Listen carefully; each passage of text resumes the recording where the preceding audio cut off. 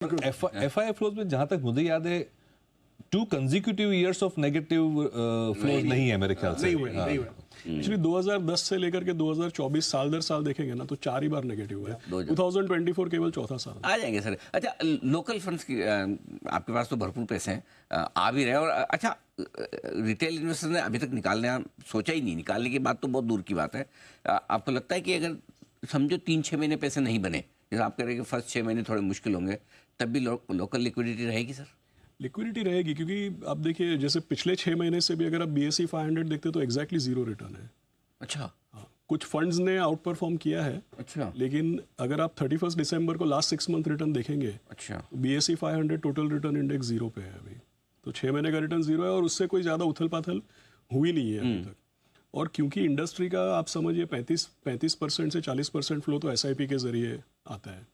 और दूसरा क्या है कि इंडस्ट्री का काफ़ी सारा पैसा लिक्विड और अल्ट्रा शॉर्ट टर्म फंड में, फिर सिस्टमैटिक ट्रांसफर मंथली, फिर काफ़ी सारा पैसा ये balanced hybrid, multi asset, balance advantage, ये सब में।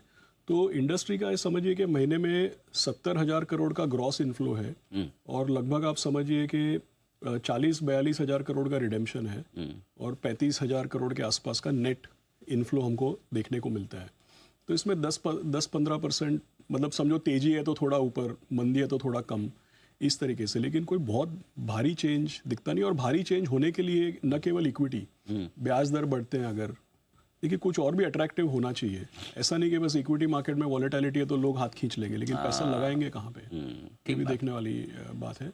सो डोमेस्टिक फ्लो तो बिल्कुल सस्टेन कर रहा है। रिटर्न नहीं बनने पे थोड़ी प्लस माइनस होती है, बट मेजर डिस्टर्बेंस नहीं है। ये लिक्विड ऑक्सीजन की तरह है, मतलब लोकल फ्लोज गिरने नहीं देंगे बाजार को।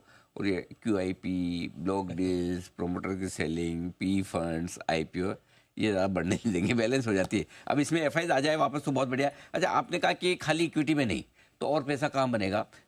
चारों में बताइए मुझे। इक्विटी, फिक्स इनकम, गोल्ड और रियल इस्टेट, किस में बनेगा, कितना बनेगा? नंबर 1, 2, 3, 4।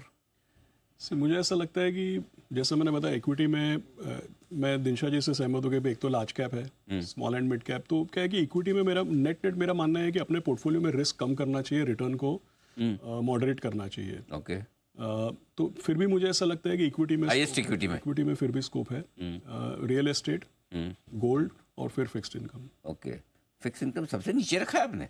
दिनेश सर, आपका भी यही क्रम है? जी, मैं हमेशा से बोलता हूँ, इक्विटी अगर जो नहीं चला तो बाकी कुछ नहीं चलेगा आपका। अच्छा। ये सोच लीजिए, रियल एस्टेट नहीं चलेगा आपका, फिक्स्ड इनकम तो एनीवे छोड़ दीजिए।